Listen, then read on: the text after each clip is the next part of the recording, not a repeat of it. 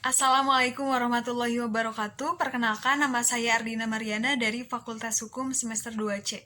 Di sini saya akan mereview materi perkuliahan mengenai hukum pidana oleh dosen pengampu Profesor Dr. Hajah Heni Nuraini SHMH dan asisten dosennya Dr. Muhammad Rendi Aridayandi SHMH.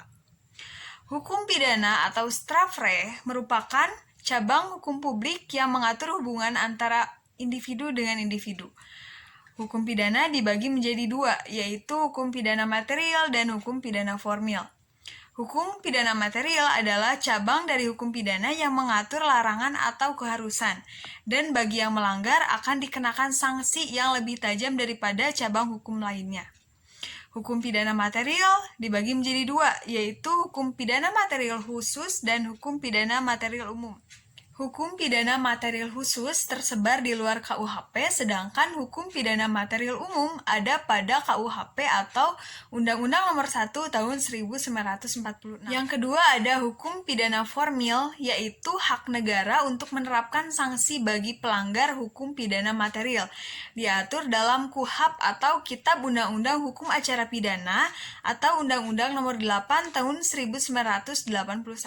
Secara umum, menurut Profesor Mulyatno, hukum pidana dibagi menjadi tiga, yaitu yang pertama ada perbuatan pidana atau criminal act, yang kedua ada pertanggungjawaban pidana atau criminal responsibility, dan yang ketiga ada sanksi pidana atau criminal procedure.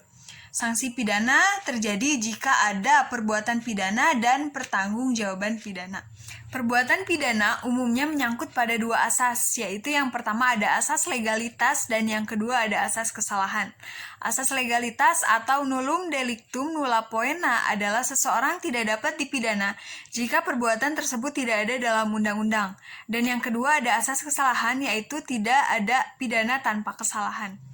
Fungsi hukum pidana dibagi menjadi dua, yaitu fungsi umum dan fungsi khusus. Fungsi umumnya adalah untuk mengatur kehidupan masyarakat dan menyelenggarakan aturan dalam masyarakat. Dan yang kedua ada fungsi khususnya adalah untuk melindungi kepentingan umum terhadap perbuatan yang memperkosanya dengan cara memberikan sanksi yang lebih tajam daripada cabang ilmu hukum lainnya, atau preventif atau penegakan. Sekian review materi yang dapat saya sampaikan, kurang lebihnya mohon maaf. Wassalamualaikum warahmatullahi wabarakatuh.